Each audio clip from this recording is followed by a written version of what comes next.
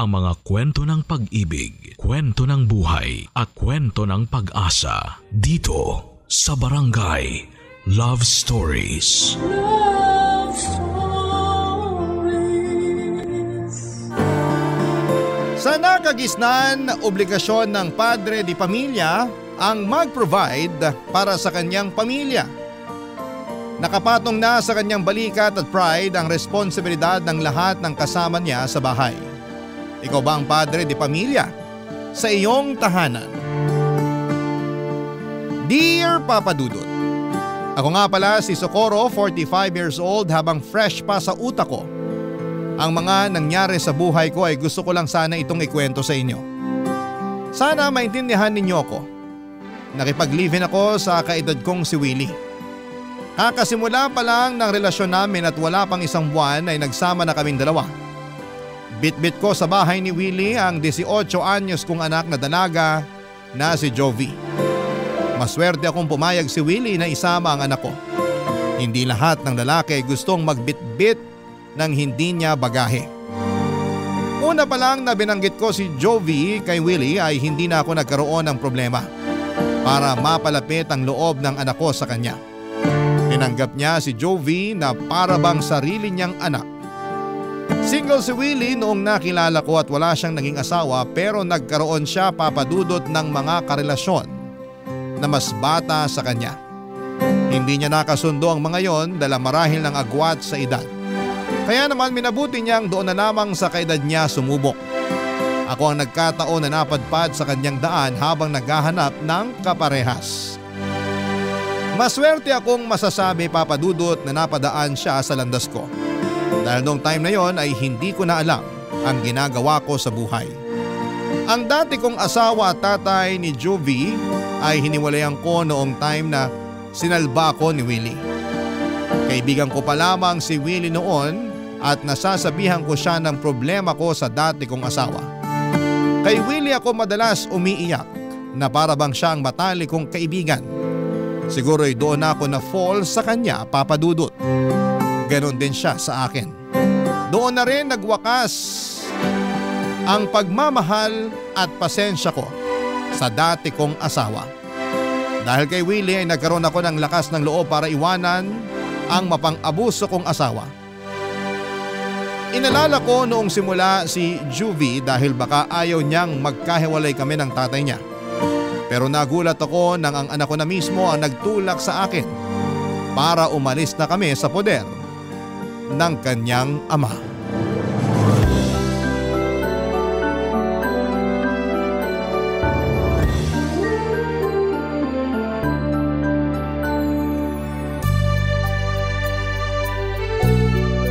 Ang ganda ng kwarto natin.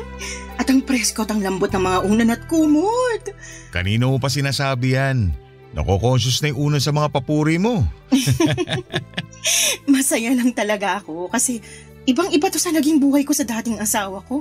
Masanay ka na sa ganitong buhay. Ito nang bagong simulan nyo ni Jovi. Hindi pa rin talaga ako makapaniwala na may sasaklolo sa akin mula sa asawa ko.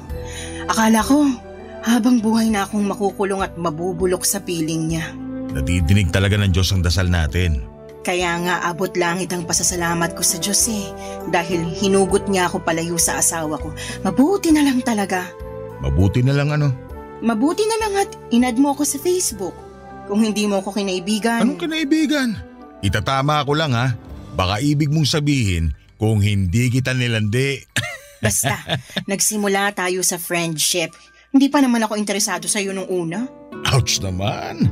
Matapos kitang bilhan na malalambot na unan at kumot, tapos ganyan ang sasabihin mo. Kasi ayoko namang madungisan ang simula natin. Magkaibigan naman talaga tayo nung una. Pero ramdam mo naman na dati pa kita gusto, hindi ba? Ramdam. Pero ayokong isipin masyado kasi mahal ko pa nun yung asawa ko Ouch ulit? Pero ibang kwento na ngayon. Ikaw na yung mahal ko. Sure na ba yan? Kasi baka mamaya bumalik ka sa kanya kapag namimiss mo yung matigas na unan at magaspang na kumot nyo. Naku, hindi na. Matapos mong iparana sa akin tong malalambot na unan at kumot, sino tangang babalik pa ron? Ikaw na rin nagsabi noon, lagi kang bumabalik sa kanya. Kasi naliligaw pa ako noon. At syempre, hindi pa kita nakikilala noon. Basta hindi na kayo babalik ni Jovi sa kanya ha? Pangako, babalik kayo sa pagkabata sa sarap kong mag-alaga. Ewan ko ba? Para akong bumabalik sa pagkabata dahil sa'yo. Feeling ko teenager ulit ako. Ganun naman daw pag in love. Nakakabata. Totoo yan. Sa paningin ko nga sa'yo ngayon, para kang biglang naging 20 anyos na binata. Sobra ka naman magkaltas ng edad. Hindi na makatotohanan. Hindi ka pa nadadaan sa bola? Hindi ako sanay. Yung mga dati ko naman kasing karelasyon, akala mo mga bato. Walang nakikitang maganda sa akin. Ni thank you, hindi ako nakakatanggap sa kanila. Parehas tayo. Ganyan din ako sa dati kong asawa eh. Ni minsan hindi niya ako sinabihan na maganda ako. Ako na lang ang magsasabi sa inyan. Araw-araw. Baka sa simula ka lang magandahan sa akin ha. Kapag nasanay ka na sa itsura ko at kapag hindi na ako nakakapag-ayos, ayaw mo na rin banggitin na maganda ako. Mas gusto ko nga hindi ka nakaayos eh. Kasi sa ganung paraan, alam ko na komportable ka na sa akin.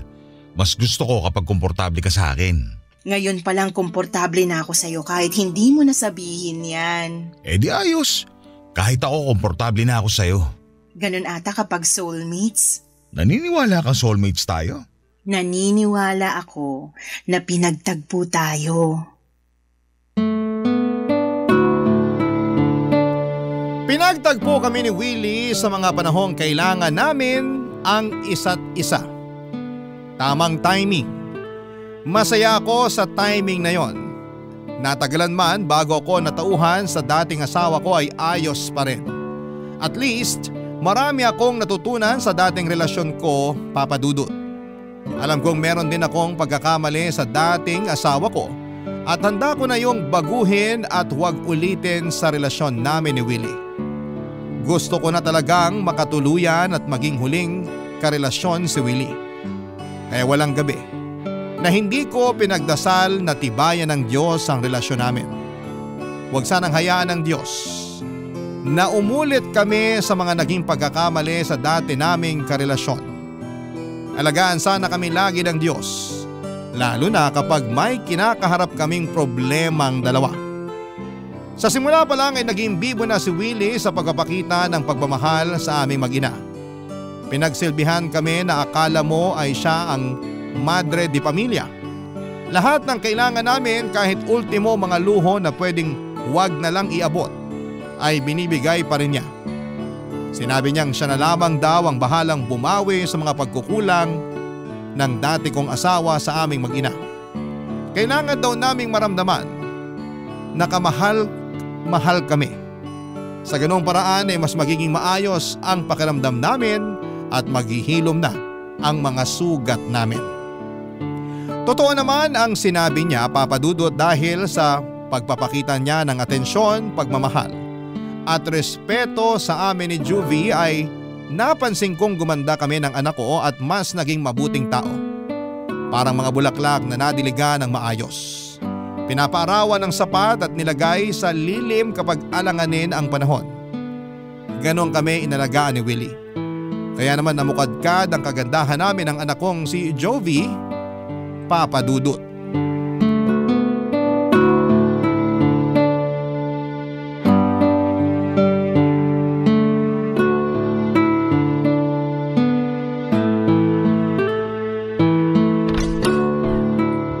Andito na ako. Hello, Tito Willie. Ang aga mo umuwi ah. Di ba sabi mo gagabihin ka? Namiss kita eh. Ayaw mo ba? Naku, sa harapan ko pa talaga naglandian. Tumigil ka riyan, Jovie. Magsaing ka na muna sa kusina para makakain na tayo. Mamaya ka na magsaing, Jovie. Tignan niyo muna itong mga pinamili ko sa inyo. May pasalubong na naman.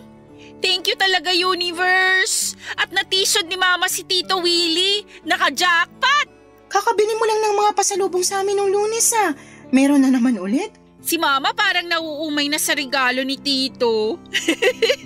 Samantalang dati nagre-reklamo kay Papa kasi kahit candy hindi mabilhan. Oo nga. Tapos ngayon na binubusog na sa regalo. Ikaw talaga, Socorro, hirap mo ispelengin eh. Pag ikaw binalik ng tadhana sa asawa mo, sige ka. Nakakahiya kasi. Panay ang bili mo ng gamit namin eh. Hindi naman namin gaano kailangan. Uy, wag mo akong idamay dyan, Ma. Ako kailangan ko ng gamit, lalo magpapasok ka na sa school. Tito, wag kang makinig kay Mama ha. Nahihilo lang yan. Naasikaso mo na pala enrollment mo, Jovie? May kailangan bang bayaran? Sabihan mo ako kagad para makapag-withdraw ko. Mag-e-enroll pa lang ako next week, Tito. Kasabay ko yung friend ko. Thank you po sa pag-ako ng tuition fee ko, ha? Nag-promise ako sa inyo ng mama mo na ako nang bahala sa inyo. Hindi maganda sa pride ko kung hindi ko tutuparin yun. Ilang beses mo nang natupad. Hindi na siguro mamasamain ang pride mo kung magpapaawad ka na sa kakabili ng gamit para sa amin ni Jovi. Tito, kung ano man ang sinasabi ni Mama sa iyo ngayon, hindi ako agree ron, ha? Magkaiba kami ng prinsipyo. Hoy, Jovi, hindi kita tinuruan para maging gahaman, ha? Si Mama naman, nagjo-joke lang, di ba? Ang hirap mo namang pasayahin. Huwag na kayong magtalong dalawa. Gusto ko talaga itong nagbibigay ng regalo sa inyo. Ewan ko ba? Parang ang sarap sa pakiramdam na nakakapagbigay ako sa inyo. Uy, si Tito. Love language ang giving gifts. Isa kang malaking bilog na sugar daddy, tumatalbog-talbog. Sugar daddy ng mama mo na ayaw naman maging sugar baby ko. Palag ng palag no? Sige, pagtulungan nyo na naman akong dalawa. Kasi naman lagi mo kinukontra ang pagpapakita ko sa inyo ng pagmamahal. Lagi ko namang nakikita yon. Lagi kong nararamdaman. Hindi mo na kailangang bonggahan ng mga regalo. Baka mamaya masanay kami. Eh di masanay lang kayo. Wala naman akong balak itigil to eh.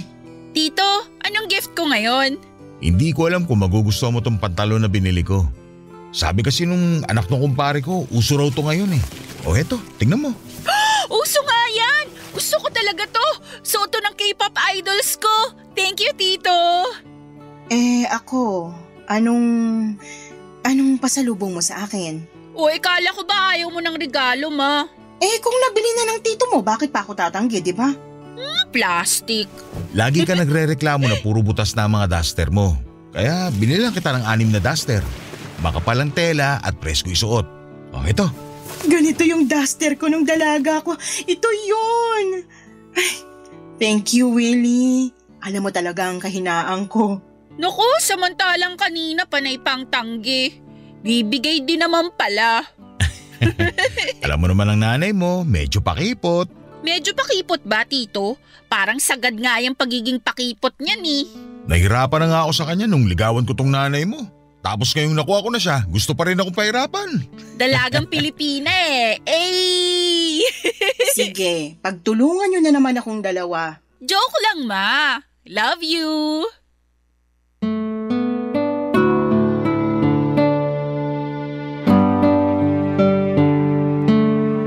Para akong nagkaroong muli ng panibagong pamilya. Para kaming isang buong pamilya ni Jovi at Willie. Hindi ko ito naramdaman noon sa dati kong asawa. Parang kami lang ni Jovi ang pamilya. Akala ko ay hindi ko na mararanasan ang mga bagay na ito. Pero heto at pinatunayan sa akin ng Diyos na posible pala ang mga pangarap ko. Tinupad ni Willie ang pangarap kong pamilya. Habang pinagmamasdan ko nga silang dalawa ni Jovi na nagkwekwentuhan tungkol sa mga pasalubong ni Willie, ay napapangiti na lamang ako. Halos hindi ko na matanggal ang ngiti sa labi ko. Sino ba namang hindi sasaya kapag makita mong magkasama at nasa isang bahay ang mga mahal mo sa buhay? Panay ang dasal ko na sana'y hindi na matapos ang kasiyahang ito. Alam kong hindi naman ako bibiguin ng Diyos dahil matagal din akong naghirap bago ko sinukuha ng sitwasyon na matagal na niyang gustong alisan. Araw-araw ay lagi akong binibigyan ng rason ni Willie para mahulog sa kanya. May oras na parang natatakot na ako dahil masyado nang malalim ang nararamdaman kong pagmamahal para sa kanya. Baka kasi biglang magbago siya o makahanap ng iba. Ganon ba talaga yon? Kapag galing ka sa maling tao at napunta sa tama ay lagi kang matatakot sa tuwing makakaramdam ka ng saya. Kasi ganoon minsan papadudot ang nararamdaman ko. Sinasabi ko ang worries ko kay Willie at lagi niya lamang akong niyayakap at hinahalikan. Patuloy niyang pinaparamdam sa akin na hindi ko na kailangang mamuhay sa nakaraan dahil kasama ko na siya sa kasalukuyan. At sa kasalukuyan ay payapa na ang lahat kasama siya. Naniwala ako sa kanya, papadudot. Nagtiwala ako sa kanya ng sobra. Barangay Love Stories. Barangay Love Stories. Sa mga unang buwan ng pagsasama namin ni Willie ay nasanay na ako sa mga binibigay niyang regalo. Lagi siyang nagpapalit ng mga gamit sa bahay kahit na hindi naman sira. Basta makita niyang may bago at mas magandang gamit online ay bumibili kaagad siya. Napagsabihan ko na siya noon na maghinay-hinay sa pagbili lalo na kung hindi naman nagagamit sa araw-araw pero mapilit siya. Hindi ko naman na siya nilabanan pa dahil pera naman niya ang ginagastos. Sino ba naman ako para pigilan siya sa paggamit niya ng pera, hindi ba? Kung yun naman ang nagpapasaya sa kanya at nagbibigay sa kanya ng dahilan para lalong magsipag para kumita ng pera, ay sino ba naman ako para pigilan siya? Kaya lang makalipas pa ang ilang buwan ay napansin kong hindi na siya gaanong bumibili ng kahit na anong gamit o regalo para sa bahay at para sa aming mag-ina. Hindi naman sa hinahanap-hanap ko ang mga luho na inaabot niya. Kaya lang kasi papadudot ay nanibago ako. Ganon din si Juby. Pero hindi naman namin yon itinawid sa kaalaman ni Willie. Baka masaktan at ma-misinterpret niya ang pagtatanong namin. Sinabihan ko si Jovi na huwag magbabanggit at sasabihin ang diretsahan kay Willie ang tungkol sa paghinto nito sa pagbibigay ng luho sa amin. Meron naman na kaming sapat na luho na ibinibigay niya noon. Hindi na kailangan maghangad pa ng sobra. Kaya lang may nangyari nitong nakaraan para tuluyang sumabog si Willie. Hindi ko yon inasahan, papadudot. Isang gabi ay umuwi siya ng late, ako na lamang ang gising sa bahay at nakatulog na si Jovi dahil maaga pa ang pasok niya kinabukasan.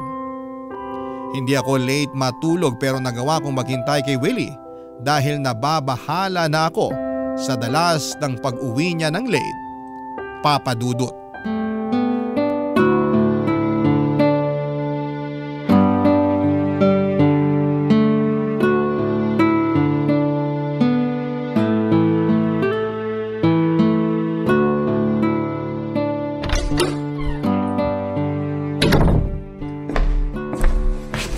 Socorro, bakit gising ka pa? Hindi ako makatulog. Si Jovi nasaan? Kanina pa tulog. Sana sinabayan mo na lang ang anak mo na matulog. Hindi nga ako makatulog kaya hinintay na lang kita. Sa susunod, wag mo na akong hintayin. Mag-a-update na lang ako kapag gagabihin ako ng uwi. Sige, kumain ka na ba? Hindi pa nga eh. Anong ulam? Nagluto ako ng pusit. Ubusin mo na yon. Marami pa bang kanin? Yung sinain ko hanggang bukas na lang ng umaga. Pero may bigas pa. Yun nga rin sana yung sasabihin ko sa'yo. Huling takal na yung bigas na isinain ko kanina. Ang bilis naman nating makaubos ng bigas. Pareho pa naman kayong mahinang kumain ng kanin ni Jovi. Sakto lang ang pagkakaubos ng bigas. Natipid ko pa nga. Halos 3 buwan na kaya yung huling bili mo ng bigas. Bumili ka muna siguro sa tindahan ng per kilo. Ayaw mo ba ng isang sako na lang ulit? Mas makakamura tayo nun. Per kilo muna. Yung 3 araw muna siguro ang bilhin mo. Yung pinakamura na rin. Hindi naman ako maselan sa bigas. Sige. Papapain ko na lang yung pusit. Hindi na ako magkakanin. Para umabot hanggang tanghalian yung natitirang kanin. Ay hindi. Kumain ka ng kanin. Ikaw tong mahilig sa kanin eh. Hindi naman nag-aalmusal madalas si Jovi. Ako naman, sapat na yung kape.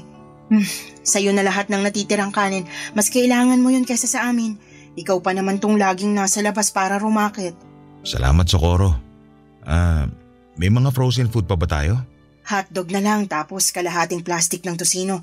Gusto mo bang ipagprito kita bukas para sa almusal mo? Hindi na. Tipirin mo na lang yan para may pagkain sa ibang araw.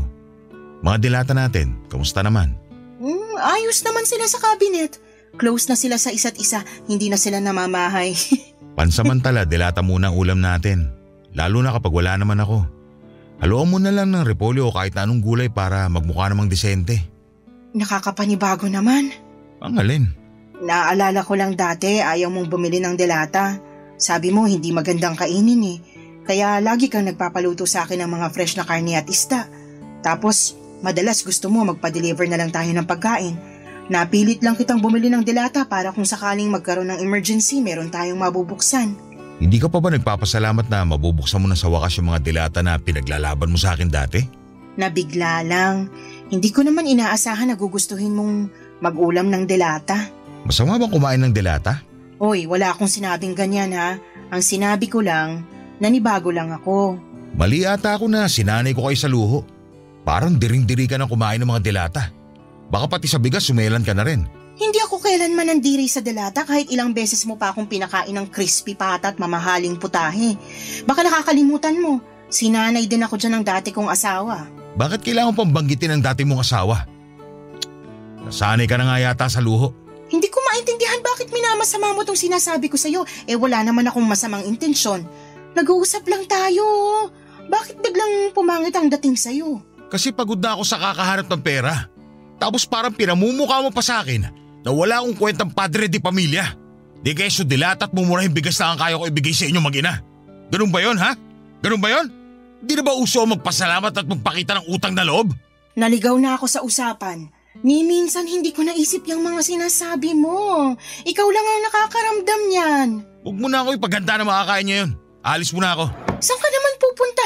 Alanganin ang oras. Maghahanap ng karinderya. Huwag mo na ako hintayin. Matulog ka na. Nagulat talaga ako sa inasal ni Willie sa akin, Papa Dudut. Padawag niyang sinarado ang pintuan at nakatayo lamang ako noon at hindi ko alam kung paano tamang magre-react sa mga nangyari. Hanggang sa bigla na lamang nagising si Joby dahil sa pagkagulat sa kalabog ng pintuan. Sinamahan ako ni Joby at kinausap. Hinanap niya si Willie. Sinabi ko sa kanya ang mga nangyari at maski si Joby ay nagulat sa ikinuwento ko sa kanya. Hindi naman kasi yon ugali ni Willie, Papa Dudut. Pero pinaniwalaan ako ng anak ko. Sinamahan pa niya ako para masiguradong ayos na ako. Nabigla kasi talaga ako. Sa inasal ni Willie ay parang may ala-ala sa ex-husband ko ang nag-flashback sa akin.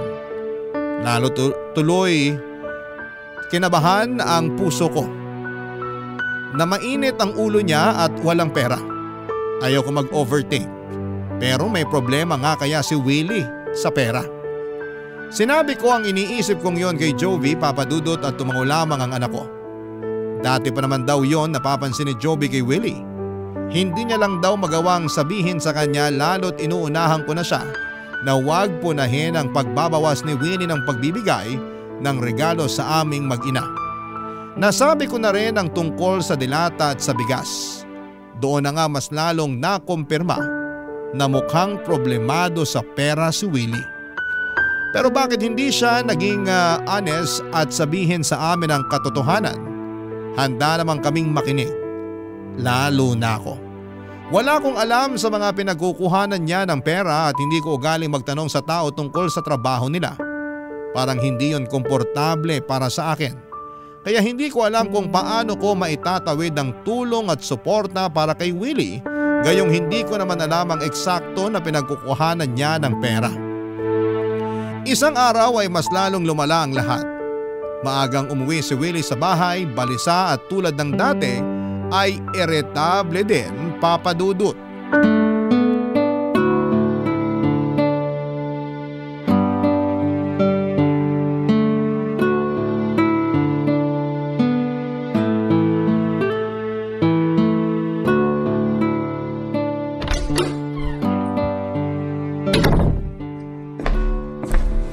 Socorro. Ang aga mo yatang umuwi. Kumain ka na? Wala akong gana. Alis din ako kagad. May kailangan ba? May ipapaplansya ka bang damit? May naitabi ka pa ba sa mga perang binigay ko sa inyo ni Jovi dati? Bakit? Sumagot ka na lang. Sumagot ka rin. Bakit kailangan ko sumagot? Kasi nagtatanong din ako. Pera ko naman yung binigay ko sa'yo. Sa inyong mag-ina. Sumbat ba yan? Kasi naman ang simple lang ng tanong ko, hindi pa magawang sagutin ng maayos. Maski naman ako maayos din ang tanong ko. Oo, alam ko pera mo yun at inabot mo sa akin. May karapatan ka ron. Yun naman pala eh. Nasaan na yung pera? Naitabi ko, wag kang mag-alala. Nabawasan ko pero pinangbili ko naman ang kailangan natin dito sa bahay. Asa na nga yung natira? Dali na! Gusto pa ng pahirapan eh. Willie, may problema ba? Wala magiging problema ko, ibibigay mo na lang sa akin yung pera ko. Alam ko pera mo yon. Pero sa pagkakatanda ko, sinabi mo na pera ko na yon. Ayaw mo ibalik sa akin yung pinaghirapan ko? Handa kong ibalik sa'yo kung sasabihin mo muna sa akin kung saan mo gagamitin yun. Bakit kailangan mo malaman? Bigyan mo rin naman ako ng karapatan na malaman bilang may bahay mo. Ipandadagdag ko sana pambili ng mga regalo ko sa inyo ni Jovi. Malapit na ang Pasko. Nasanay pa naman kayong laging nireregaluhan. Nakakahiya naman kung hindi ko kayo bibigyan. Hindi na namin kailangan ng regalo. Gagamitin ko sana yung pera na yun para ipambili ng pagkain at ibang kailangan dito sa bahay. Mas importante yon. Hiningi mong dahilan ko kung bakit ko kinukuha sa iyo yung pera tapos tatablahin mo rin naman pala. Bakit nagtanong ka pa? Bakit pa ang init ng ulo mo? Ano bang nangyayari sa'yo? Kasi ginagawa mo komplikado ang lahat. Ikaw lang tong nagpapakomplikado ng lahat, Willie. Ano bang nangyayari talaga? Hindi ka naman dati ganyan ah. Pati rin naman ikaw. Hindi ka rin naman ganyan dati. Ngayon pala sagot ka na kahit wala sa lugar. Nasa lugar ang mga sagot ko. Baka ikaw. Ganyan ba isusubat mo sa akin? Matapos ko kayong iaon ng anak ko sa hirap? Matapos ko kayong tulungan makatakas sa dating asawa mo? Sino ba sa atin ngayon ang nanunumbat? Ibigay mo sa akin ang pera ko. Pero anong gagamitin nating pambili ng pagkain? Isang buwan ka nang hindi nag-aabot para sa mga kailangan dito sa bahay. Intindihin mo naman ako kung kailangan kong tipirin yun para may makain tayo. Dodoblin ko ang ibibigay ko sa iyo sa susunod. Ibalik mo lang muna sa akin ang pera. Kailangan ko talaga. Baka pwedeng kahit 1K lang ang ibigay ko sa'yo. Konti na lang din ang natitira sa akin eh. Baka maubusan tayo kapag binigay ko sa'yo lahat. Masyado kang nega, kaya walang nangyayari sa buhay mo. Bakit ganyan ka magsalita? Kasi ayaw pa ibigay sa akin ang pera ko. Akin na! Hindi sa iyo yun! Hindi talaga ako makapaniwala sa inasta sa akin ni Willie, Papa Dudut. Nanlaki ang mga mata niya habang nakatitig sa akin at tila kinukumbinsi akong sumunod na lamang sa gusto niya. Hindi ako nagpatinag. Nilabanan ko ang mga titig niya at hindi ko kayang ibigay sa kanya ang lahat ng naipon kong pera. Alam kong galing yon sa kanya, pero hindi maganda ang kutob ko sa pagdadalhan niya ng perang yon. Lalong hindi maganda ang kutob ko na maibabalik pa sa akin kahit kalahati noon. Pero wala ko nagawa nang tadyakan niya ang mesa sa sala. Binasag niya ang vase na nakatapon sa gilid ng sofa. Nagulat ako. Hindi naman niya ako sinaktan pero natakot ako sa mga ginawa niya. Pawisan na siya noon at nahahalata na ang galit. Kaya doon na ako bumigay. Nagtungo na ako sa kwarto para kunin ang pera pero nagtira ako ng 2,000 para may pangkain kami sa mga susunod na araw. Pagkatapos kong iabot sa kanya ang pera ay matalim pa rin ang tingin niya sa akin. Galit na galit ang mga mata niyang tinititigan ako sa huling pagkakataon bago lumabas ng bahay. Nagdabog siyang muli sa pagsarado ng pintuan. Minessage ko siya after an hour para sabihan sa kanya na hindi ako natuwa sa ipinakita niya sa akin pero hindi niya ako nireplyan. Hindi rin siya umuwi nung gabing yon, tanghali na kinabukasan nang umuwi siya. Tahimik na siya noon, Papa Dudut, at hindi na galit. Pero halata sa mukha niya ang lungkot at problema. Hindi ko na siya kinausap pa. Parehas kaming kailangan magpalamig noon at nagkulong na lamang siya sa kwarto at hindi ko siya sinamahan doon. Noong kakain na ay pinatawag ko na lamang siya kay Jovi. Tahimik naming pinagsaluhan ng sardinas na hinaluan ng maraming tubig at repolyo. Hindi pa rin niya ako inimik at hindi rin niya inabot ang perang pinangakong ibabalik niya sa akin. Hindi ko naman na yon inaasahan pang ibabalik niya. Nakakasama lang ng loob na hindi siya, Papa Dudut, marunong tumupad sa mga pangako niya. Barangay Love Stories. Barangay Love Stories. Hindi na nga binalik sa akin ni Willie ang perang kinuha niya. Oo, sige, siya ang nagbigay noon pero kahit papaano ay may karapatan ako roon dahil binigay niya sa akin yon para ipangbili ko raw ng mga gusto kong gamit. Hindi ko nga lang ginawa yon dahil mas gusto kong ilagay yon sa ipon ko. Hindi ko naman siya magawang singilin dahil nakakahiya. Ang dami na niyang ginawa para sa amin. Parang ang kapal naman ata ng mukha ko para bawiin pa yon. Meron pa rin naman akong natitirang pera pero yon ay yung ipon ko nung hindi pa kami nagsasama ni Willie. Naipon ko yon sa dati kong trabaho. Walang nakakaalam sa ipon ko na yon dahil bala kong gamitin noon ng perang yon para makatakas kami ni Jovi at umuwi sa probinsya namin. Kaya lang ay nakilala ko nga itong si Willie. Nagbago lahat ng plano. Naitago ko na lang tuloy ang ipon na yon, Papa Dudut. Pinilit ako ni Willie na umalis na sa trabaho ko noon at ayoko pa sana dahil gusto kong meron akong sariling pera. Pero nakiusap siya na umalis na ako para full-time akong mag-asikaso sa kanya at sa bahay. Kinumbinsi rin niya ako na hindi ko naman na raw kailangan magtrabaho dahil siya na ang bahala sa lahat ng gastusin. Hindi raw ako gagastos kahit na isang sachet ng mumurahing shampoo. Naniwala ako. Nakumbinsi ako. Yon ang isang malaking pagkakamali ko dahil wala pang isang taon ay nagbago na ang lahat. Ultimo, pagbili ng isang sachet ng mumurahing shampoo ay hindi na magawang ibigay sa akin ni Willie. Lagi niya akong iniiwasang makausap tuwing nasa bahay siya. Ni tumingin sa akin ay hindi rin niya magawa. Ang masakit pa, bihira na rin siya kung umuwi ng bahay. Wala rin akong alam sa mga ganap sa buhay niya sa labas, Papa Dudut.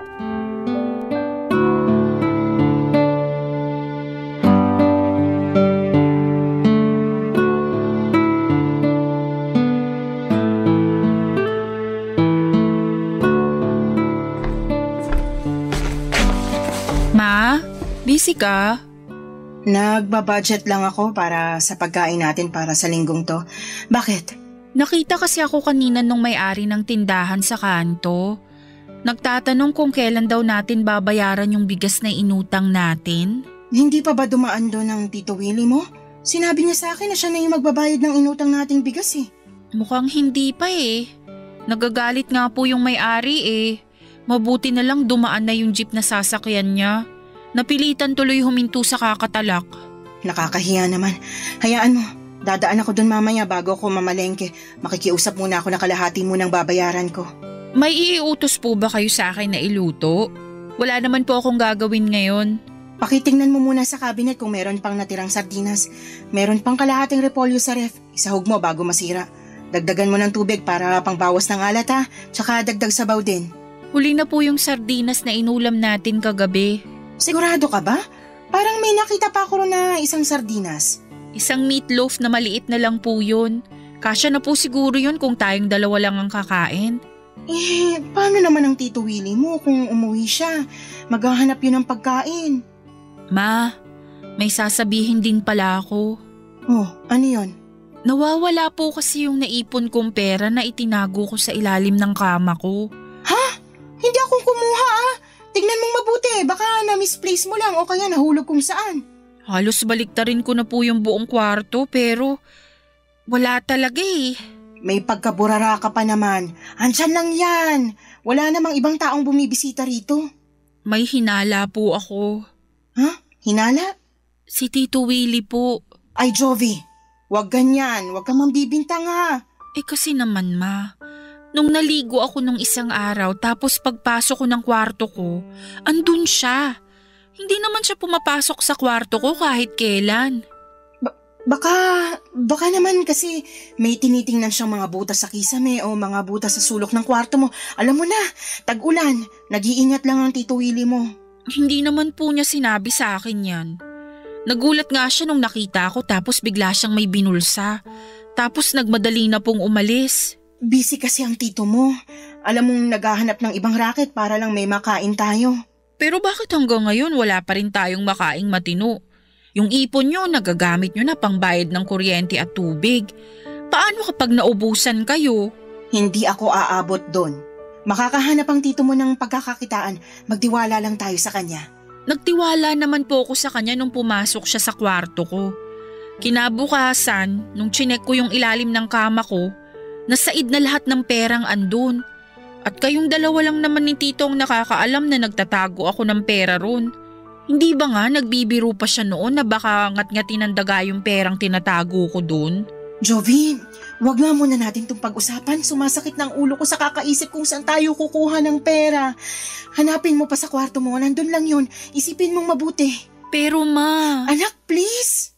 Pagod ng utak ni mama kakaisip. Maawa ka naman. Gusto ko mang tulungan ka pero kota na ako sa mga problema. Sorry po, ma. Nakonsensya naman ako na hindi ko pinanigan ang anak ko. Pinagmasdan ko siyang bumalik sa kanyang kwarto para subukan pang hanapin ang pera niyang nawawala. Pagkalabas niya ng kwarto ay halata pa rin ang lungkot. Halatang hindi nahanap ang pera niya. Hindi na lamang niya ako kinausap tungkol doon at nahiya na rin siya at baka mapagalitan kong muli. Nagluto lamang siya ng meatloaf at isinaing ang huling takal ng bigas na mukhang kulang pa para sa aming dalawa. Mas lalo lang akong namroblema. Pumanhing ako sa kwarto namin ni Willie. Mula sa luma kong maleta ay nilabas ko roon ang isang CCTV na nabili ko noon nagsasama pa kami ng dati kong asawa. Ginamit ko yon para makakuha ako ng ebidensya sa tuwing sinasaktan niya. Itinago ko na yon noong nagsama na kami ni Willie. Akala ko'y hindi ko na yon magagamit pa. Pero napunta na naman ako sa sitwasyon na kakailanganin ko ng ebidensya. Palihim kong nilagay yon sa pwesto kung saan ko nilagay ang pera at mga alahas ko. Ayokong pagbintangan si Willie pero malakas ang duda ko na siya ang kumuha ng pera ni Juvie. Kinagabihan ay umuwi si Willie at wala pa rin itong sahulog. Mukhang malalim talaga ang problema niya pero ayaw naman niyang magpatulong sa akin. Hindi ko na rin alam ang gagawin ko at nagpaalam siya na diretsyo na siyang matutulog. Tumango lamang ako. Hindi ko siya tinabihan. Nakitulog ako sa kwarto ni Joby. Parang lumalayo na ang loob ko kay Willie. At parang ayoko munang dumikit sa kanya dahil ayokong makaramdam ng galit sa kanya. Kinabukasan ay hindi ko na siya nadatnan sa kwarto. Maaga siyang umalis, sabi ni Juby. Pumasok ako sa kwarto namin at malakas ang kabog ng puso ko. Lalo na noong nakita kong wala na ang pera at mga alahas ko. Nanginginig akong tsinek ang CCTV at doon ay nakita ko si Willie ang kumuha. Naiyak na lamang ako. Hindi dahil nawalan ako ng pera at alahas, kundi nawala ng biglaan ng tiwala ko sa kanya. Kinagabihan ay umuwi siya at inamangan ko siya para kumprontahin. Hindi na ako makapagpigil noon, Papa Dudut.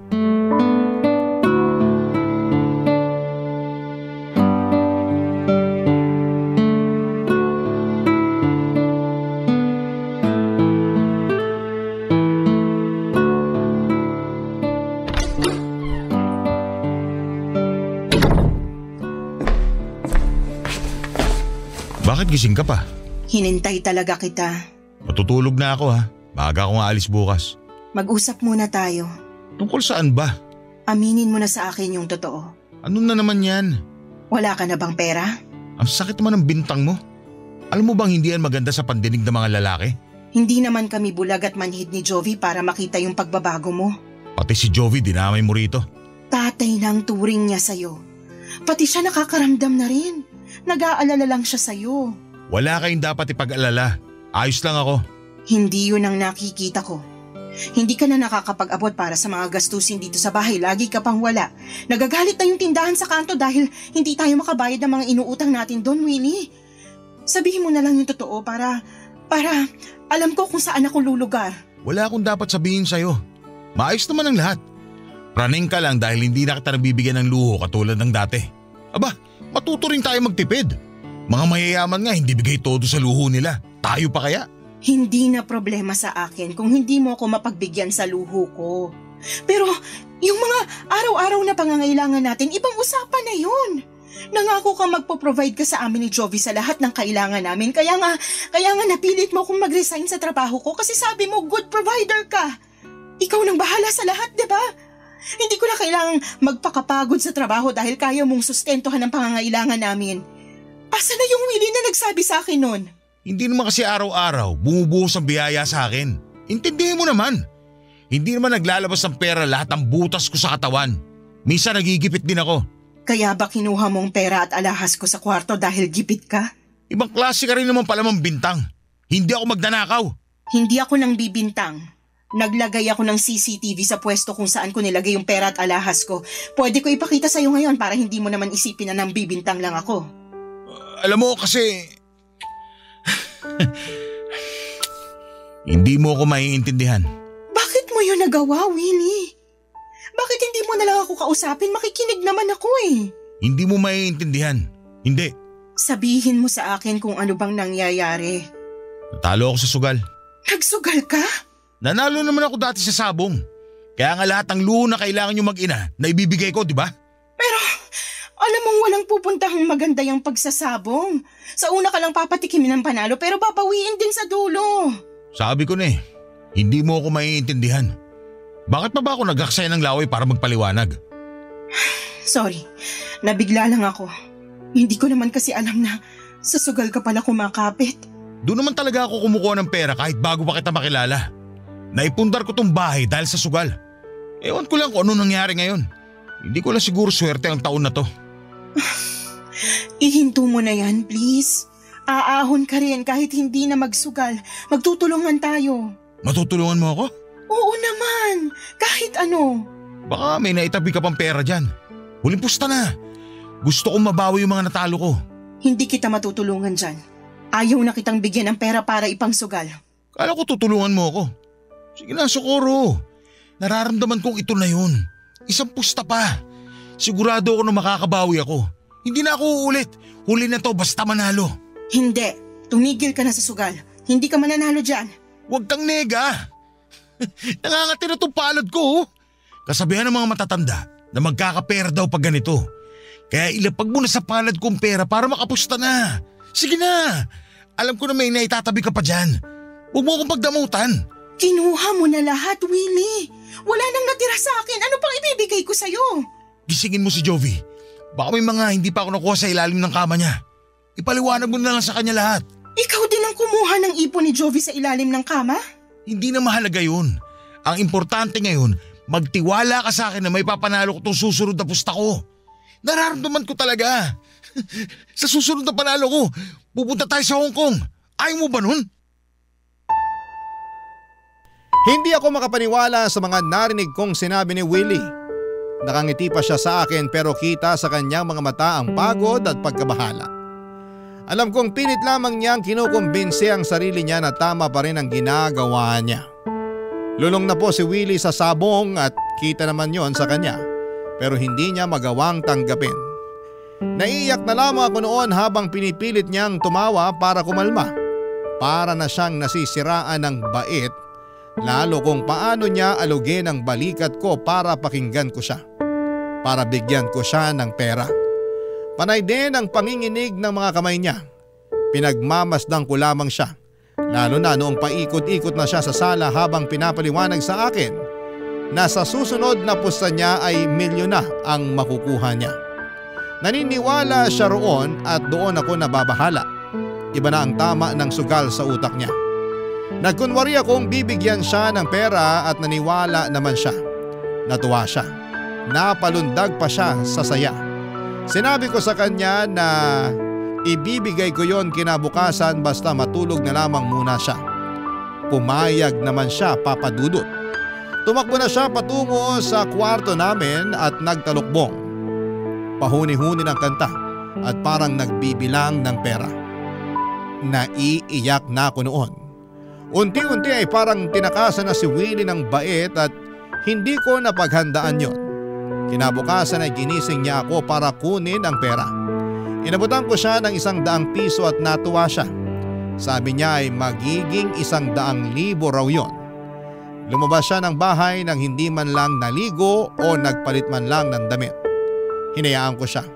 Alam kong delikado pero wala na rin akong lakas para pigilan siya. Mga kabarangay, patuloy pa rin po si Willie sa kanyang pagsusugal. May mga araw na matino siya pero mas madalas na parang nawawala na siya sa sarili niya. Ano bang may papayo ninyo sa sitwasyon namin ngayon? Kailangan ko na ba siyang iwan? O baka pwede pang magawa ng paraan? Sana ay matulungan ninyo ako. Isa ako sa mga masusugid ninyong tagapakinig at marami sa inyong mga kwentong napapanood ko sa YouTube ang nakakatulong sa akin. At sana sa pagkakataong ito, magawa niyo rin po akong tulungan sa personal na problemang aking kinakaharap. Maraming salamat po sa inyo, Papa Dudut, sa pagtampok sa aking kwento sa inyong programa. Ang inyong kapuso, Socorro. Barangay Love Stories. Barangay Love Stories. Anong say mo sa Barangay Love Stories na ito? Pagkwentuhan natin sa comment section yan. Nagustuhan ng iyong napakinggan? Ituloy yan via live stream sa www.gmanetwork.com/radio. Barangay LS. In Mega Manila, 97.1. Forever.